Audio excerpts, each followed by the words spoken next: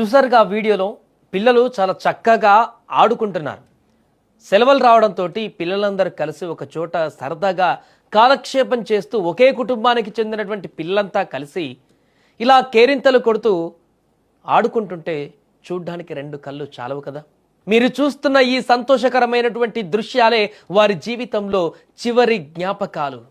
Yes, ఈ video తీసిన కొన్ని నిమిషాలకే ఆ నీటి గుంతే వారి సమాధిగా మారింది. నాగర్ కర్నూలు జిల్లా ఊరుకొండ మండలం ముచ్చర్లపల్లి గ్రామంలో ఈ పెను విషాదం చోటు చేసుకుంది.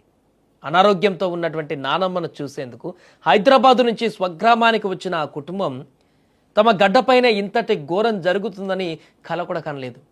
జనవరి 25న ఆదివారం సెలవుదినం కావడంతో పొలం దగ్గర హాయిగా గడుపుదామని వెళ్ళినటువంటి ఆ పిల్లలకు నిత్యం హైదరాబాద్ సిటీలో ఉంటారు. వారికి ఆ పల్లె వాతావరణం ఎంతో ఆసక్తిగా ఇంట్రెస్ట్గా అనిపించి బయటకు వెళ్ళారు. అక్కడ తవ్వినటువంటి వ్యవసాయ నీటి గుంత అక్కడ ఉన్నటువంటి వాటర్లో ఆడుకోవడం మొదలుపెట్టారు. కానీ ఆ నీటి గుంతే వారికి మృత్యుపాశంగా మారింది.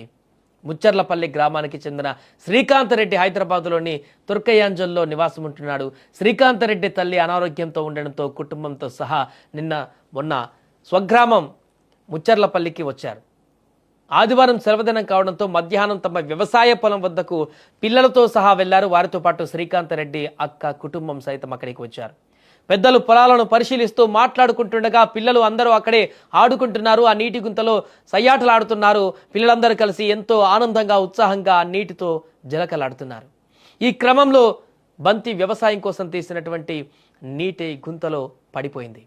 నీటిలో పడినటువంటి బంతిని తీసుకువచ్చేందుకు ముగ్గురు చిన్నారులు శ్రీమాన్యారెడ్డి, శ్రీకృతి, స్నేహ, విద్యాధరణి రెడ్డి వెళ్లారు. అయితే ప్రమాదవశాత్తు నీటి గుంటలో మునుగుతుండటంతో పిల్లల అరుపులు, కేకలు విని కుటుంబ సభ్యులు వారిని కాపాడే ప్రయత్నం చేశారు.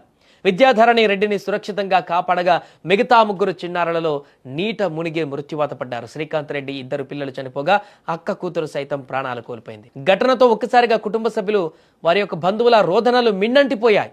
ఒకే కుటుంబానికి చెందిన ముగ్గురు పిల్లలు చిన్నారుల మరణ వార్తతో ముచ్చర్లపల్లెని పూర్తిగా కన్నీటి సంద్రంలో ముంచేసింది. ఇప్పుడు